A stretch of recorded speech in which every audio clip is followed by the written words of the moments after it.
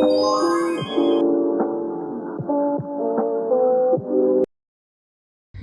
semuanya, selamat datang di video pembelajaran topik komunikasi efektif di tempat kerja.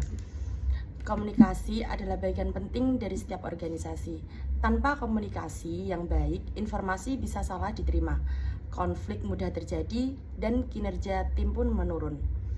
Nah, melalui video ini kita akan belajar bagaimana cara berkomunikasi yang efektif agar hubungan kerja menjadi harmonis dan produktif. Oke, di bagian yang pertama yaitu pengertian komunikasi. Secara sederhana, komunikasi adalah proses menyampaikan dan menerima pesan antara dua pihak atau lebih untuk mencapai pemahaman bersama dalam bentuk konteks organisasi. Komunikasi tidak hanya terjadi antara atasan dan bawahan, tetapi juga antara rekan kerja dan antar departemen. Tujuan utamanya adalah memastikan informasi tersampaikan dengan jelas dan tidak menimbulkan salah tafsir. Nah, untuk bagian yang kedua yaitu jenis dan arah komunikasi di tempat kerja. Komunikasi di tempat kerja dapat dibedakan menjadi beberapa arah, yaitu yang pertama komunikasi ke bawah atau downward communication dari pimpinan ke bawahan, misalnya instruksi kerja atau kebijakan perusahaan. Dan yang kedua komunikasi ke atas atau upward communication dari bawahan ke atasan, seperti laporan hasil kerja, saran atau umpan balik. Yang ketiga, komunikasi horizontal atau lateral communication terjadi antara karyawan yang setingkat, misalnya antar tim untuk menyelesaikan tugas bersama. Selain itu, ada juga komunikasi formal dan informal.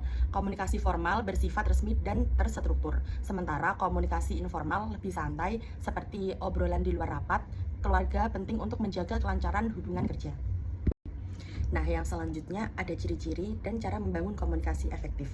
Komunikasi dikatakan efektif jika pesan yang disampaikan dapat dipahami dengan benar oleh penerima. Untuk mencapai itu, ada beberapa hal yang perlu diperhatikan. Yang pertama, gunakan bahasa yang jelas dan sopan. Hindari istilah yang membingungkan atau nada yang menyinggung. Yang kedua, dengarkan secara aktif.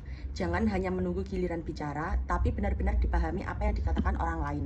Yang ketiga, berikan umpan balik. Pastikan penerima pesan memahami maksud kita, bisa dengan mengulangi inti pesan. Yang keempat, gunakan media komunikasi yang tepat.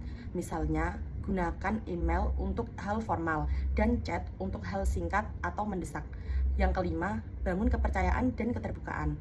Tanpa kepercayaan, komunikasi akan kaku dan mudah disalahartikan.